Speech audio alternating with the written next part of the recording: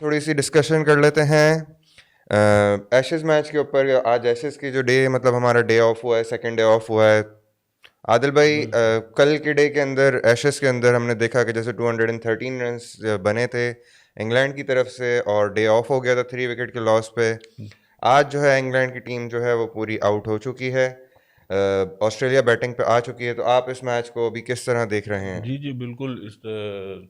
जिस तरह से देखा गया है कि 384 रन पे जो है इंग्लैंड की टीम आउट हो गई थी, जिसमें नुमाया कारकर्दगी जो है जॉय रूट्स ने की थी, 160 रन की इनिंग खेली थी। तो उसके बाद जो है ब्रॉक ने 84 रन की इनिंग खेली। तो जी आदिल भाई, हैरी ब्रूक्स जो थे उनकी और जो रूट की कल जो है बड़ी अच्छी पार्टनरशिप एक लगी थी। एक टाइम पे तो ऐसा था कि इंग्लैंड के जो है वो 3 विकेट्स जो है वो जल्दी लॉस हो जल्दी गए थे। लॉस हो गए थे। 50 अंडर 50 जो है इंग्लैंड की 3 विकेट्स जो है वो गिर चुकी थी। उसके बाद जो रूट और हैरी ब्रूक्स ने आज मतलब कल के दिन में बड़ा अच्छा जो है वो उसके बाद टीम को सहारा दिया। सहारा लंच दिया, तक जो है वो उनके 3 खिलाड़ी आउट हो चुके आउट थे। हो गए डे थे, भी जो बिल्कुल। है वो शॉर्ट हुआ था क्योंकि बारिश हो गई थी। तो आज जिस तरह डे स्टार्ट हुआ है तो स्टार्ट के अंदर ही हैरी ब्रूक्स की जो है वो विकेट गिर गई थी। गिर गई थी। उसके बाद जो है वो जो रूट जो सिंगल हैंडेडली एक एंड से जो है वो खड़े खे, हुए थे। खेलते रहे 160 रन तक पहुंच बिल्कुल उनका किया जो खुद साथ किया। दिया वो दिया जेमी स्मिथ ने। नहीं, तो एक बड़ी अच्छी पार्टनरशिप हमें देखने को मिली। उसके बाद जेमी स्मिथ भी बड़ी मतलब 96 रन की आई थिंक के जो रूट और 94 रन की, सॉरी, जो रूट और जेमी स्मिथ की पार्टनरशिप हुई है। उसके बाद जो है वो जेमी स्मिथ भी जो है वो आउट होके जा चुके थे। जा चुका था जी। तो वो पार्टनरशिप एक बड़ी क्रूशल पार्टनरशिप थी आदिल भाई। तो आप कैसे देखते हैं कि अभी ये मैच के अंदर जो है वो पार्टनरशिप या ये जो मैच के अंदर स्कोर किया है 380, वो किस तरीके से जो है वो इंग्लैंड जो है वो उसके ऊपर मतलब ऑस्ट्रेलिया जो है इसका रिप्लाई देगा? जी, ऑस्ट्रेलिया जो रिप्लाई दे रहा है इससे तो साफ जाहिर है कि ट्रेविस हेड जो इस वक्त फुल फॉर्म में है, वो टेस्ट क्रिकेट के फॉर्मेट को भी वनडे और T20 के स्टाइल में खेल रहे हैं। तो अभी भी वो 81 रन के ऊपर वो नॉट आउट है, जबकि उनके जो है 2 विकेट्स गिर चुके हैं। ऑस्ट्रेलिया के 166 रन है। अ, 218 रन की जो अभी ट्रायल इनका जो है वो बाकी है। तो मैं समझता हूँ कि वो अभी तो ऑस्ट्रेलिया जो है वो डोमिनेट कर रहा है इस टेस्ट में। जैसे उन्होंने ऑस्ट्रेलिया ने ये एशेज सीरीज जीत ली है, और एक ही टेस्ट मैच जीत चुका है, जीता है इंग्लैंड ने। तो मैं ये समझता हूँ कि अभी तो ऑस्ट्रेलिया के ट्रेविस हेड हैं और जो दूसरे जो बल्लेबाज हैं वो अभी अपनी इनिंग खेलना उनकी बाकी है। जी बिल्कुल आदिल भाई, ऐसे ही है। टेस्ट मैच की इस टेस्ट सीरीज का फैसला तो हो चुका हो है। चुका है। 3-1 से जो है वो अभी तक ऑस्ट्रेलिया जो नुमाया है। बट ये टेस्ट मैच एक सिग्निफिकेंस इम्पोर्टेंस रखता है अपने अंदर, क्योंकि ये टेस्ट चैंपियनशिप का जो है वो मैच है। तो इसके अंदर जीत या हार अब ये डिसाइड करेगी कि पॉइंट्स टेबल के ऊपर कोई टीम मतलब किस जगह पे प्लेस्ड होती है। तो ऑस्ट्रेलिया तो पूरी कोशिश करेगा कि हम लोग जो हैं ये टेस्ट मैच जीते हैं और हमारे पॉइंट्स टेबल जो है वो टेस्ट चैंपियनशिप के अंदर वो स्ट्रांग होता चला स्ट्रांग जाए। होता है। आदिल भाई, मैं मतलब थोड़ी सी आपसे और डिस्कस करना चाहूँगा इंग्लैंड की बैटिंग। जो रूट जिस तरह हमने देखा हैरी ब्रुक्स के साथ पार्टनरशिप हुई, उसके बाद बैन स्ट्रोक्स जो इनके कैप्टन हैं वो कोई एज सच इतना उनका सच कंट्रीब्यूशन क्या, उनका तो कोई कंट्रीब्यूशन रहा ही नहीं, वो आउट नहीं। हो गए। उसके बाद फिर जेमी स्मिथ की एक पार्टनरशिप लगी, फिर उसके बाद जो रूट ने विल जैक्स के साथ उस पार्टनरशिप को जो है वो कैरी ऑन कैर किया कर है। विल जैक्स ने गालबन 27-28 रन बनाए थे। तो जी उसके बिल्कुल ऐसा। बाद आदिल भाई देखा जाए तो उसके अलावा उनके किसी बैट्समैन मतलब लोअर ऑर्डर में भी उनका साथ किसी ने दिया नहीं। बॉलिंग के अंदर अगर हम देखें ऑस्ट्रेलिया की तरफ से तो माइकल मैसन नेसर मैसन हैं। ने 4 विकेट लिए थे, जी चार बिल्कुल, खिलाड़ियों चार को खिलाड़ियों को बिल्कुल। आउट किया।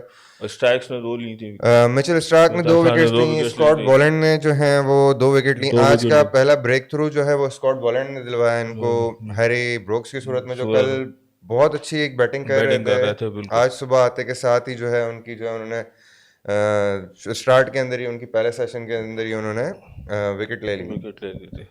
तो तो आदिल भाई, अब इसके बाद आप मतलब ऑस्ट्रेलिया की बैटिंग देखें। ट्रेविस हेड तो हमें नुमाया नज़र आ रहे हैं 91 रन्स के साथ, लेकिन जी जैक वेदरलैंड के ऊपर मैं आपसे बात करना चाहूँगा थोड़ी सी। अच्छा जी, जैक वेदरलैंड के साथ मतलब सॉरी, ट्रेविस हेड के साथ ओपनिंग पार्टनरशिप के लिए मतलब ओपनिंग करने के लिए आए थे जैक वेदरलैंड।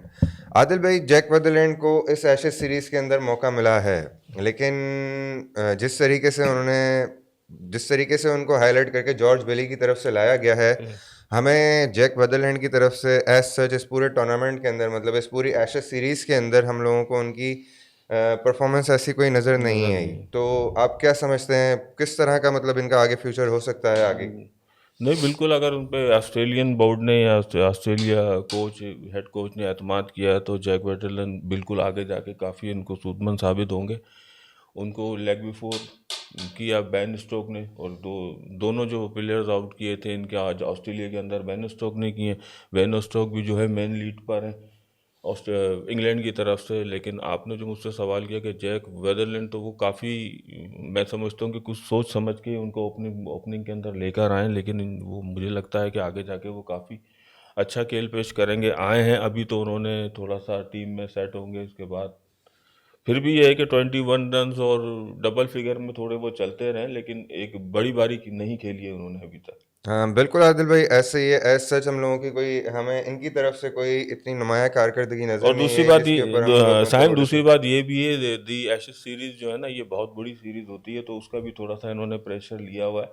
तो अगर ये किसी और टेस्ट मैच में, किसी होम सीरीज में या किसी और कंट्री के खिलाफ जाएंगे, तो फिर मैं समझता हूँ कि फिर उनकी एक प्रैक्टिस टेस्ट मैचेस होंगे, जिसके बाद एक रूम करेंगे। आदिल भाई मतलब एक हम लोगों को थोड़ा सा मतलब खला नज़र आई है ऑस्ट्रेलियन टीम की ओपनिंग स्लॉट के अंदर के जब से डेविड वार्नर रिटायर्ड हुए हैं, और अभी रिसेंटली उस्मान ख्वाजा ने भी अपनी रिटायरमेंट अनाउंस रिटायरमेंट, कर दी है। बिल्कुल। तो इनके पास, ऑस्ट्रेलिया के पास इस तरह से पेयर कोई नहीं आ रहा ओपनिंग का। चलें, तो एशेज़ है, एशेज़ के बाद भी अगर हम देखें तो ऑस्ट्रेलिया के पास, ऑस्ट्रेलिया ने अभी रिसेंटली बहुत सारे प्लेयर्स जो ट्राई, सैम कॉन्स्टेंस को ये लोग लेके आए थे टेस्ट क्रिकेट के अंदर, उसके अलावा और दूसरे, मैट रेनशॉ की अभी बात चल रही थी, जैक वेदरलैंड को जिस तरह भी हमने देखा है। तो डेविड वार्नर के रिटायर होने के बाद ऑस्ट्रेलिया मतलब एक तरह से इनके पास ओपनिंग कोई एज सच प्लेयर आ नहीं रहा, एक स्पॉट जगह भर नहीं रही थी। अब दूसरी इनके पास एक आ गई है।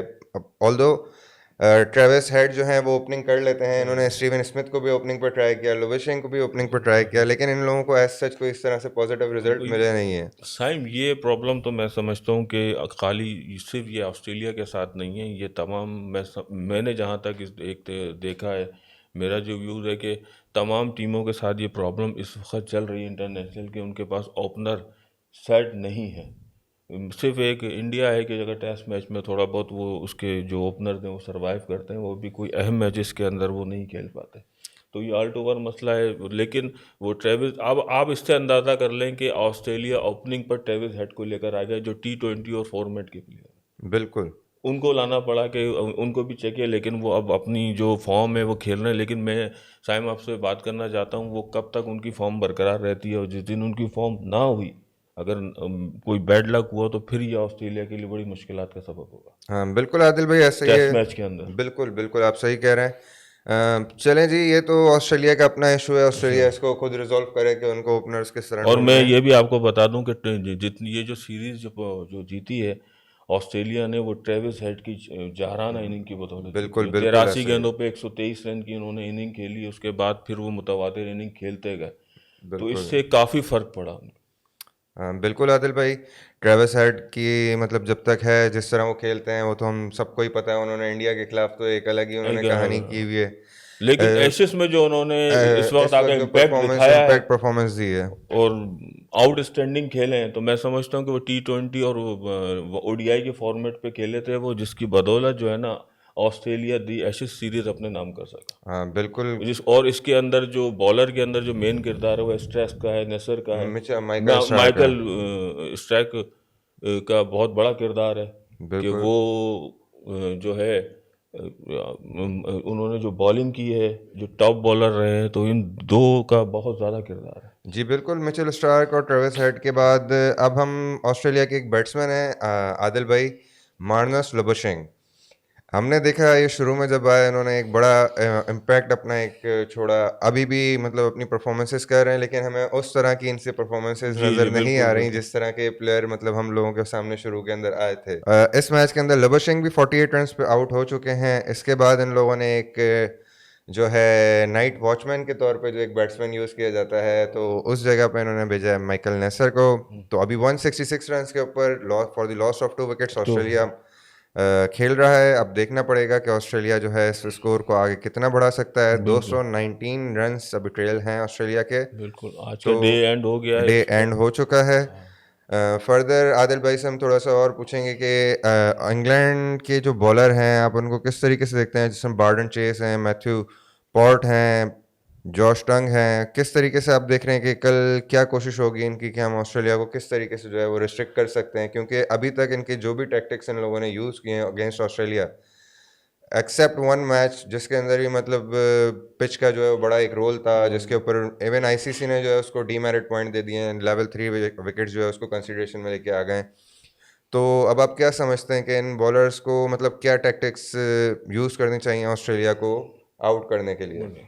जिस तरह से जो चौथा टेस्ट मैच हुआ था उसके अंदर जिस तरीके से पिच ने बिहेव किया था और जो कोरेटर ने पिच बनाई थी उस पर काफ़ी तनकीद भी हुई थी, क्योंकि मैं समझता हूँ कि सैम आपको भी पता है कि वो 2 डेज के अंदर ही वो मैच अपने अख्ताम पजीर हुआ था। बिल्कुल। और ये मैं समझता हूँ कि ये तारीख के बहुत कम टेस्ट मैचेस होते हैं कि जो इतने ही कम वक्त में ख़त्म हो जाते हैं, जिसकी वजह से काफ़ी तनकीद का भी निशाना बनाया गया। और मैं भी यही समझता हूँ कि अब काफ़ी हद तक जो ऑस्ट्रेलिया जो इंग्लैंड्स के जो बॉलर हैं वो पूरी कोशिश करेंगे कि वो जो पूरा फ़ायदा उठाएंगे कि 2 आउट वो कर चुके हैं और अभी भी ट्रायल्स पे उनके 200 से ऊपर रन्स बाकी हैं, कि पूरी कोशिश करेंगे कि तो विकेट टू विकेट बॉल करें।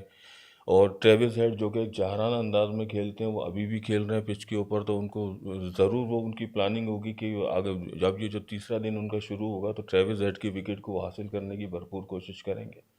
वो उसी प्लानिंग के साथ आएंगे। अगर वो विकेट उनकी बहुत अर्ली ओवर्स के अंदर गिर जाती है तो मैं ये समझता हूँ कि फिर ये काफ़ी मुश्किलात का सामना करना पड़ जाएगा ऑस्ट्रेलिया टीम को। आदिल भाई, माइकल नेसर के बाद जो हैं नीचे जो इनके पास बैट्समैन आने वाले हैं वो हैं स्टीव स्मिथ हैं, वो हैं उस्मान ख्वाजा हैं, जिनको हम लास्ट बार जो है वो इस एशेस के अंदर या एशेज के टेस्ट अंदर क्रिकेट एरिना के अंदर हम लोग खेलते हुए देखेंगे। उसके बाद एलेक्स कैरी हैं, कैमरन ग्रीन हैं, ब्यू वेबस्टर हैं। देखा जाए तो ऑस्ट्रेलिया की बैटिंग लाइनअप डेप्थ है, ब्यू वेबस्टर भी अच्छी काफ़ी है। बैटिंग कर लेते हैं, कैमरन ग्रीन ऑलराउंडर हैं। तो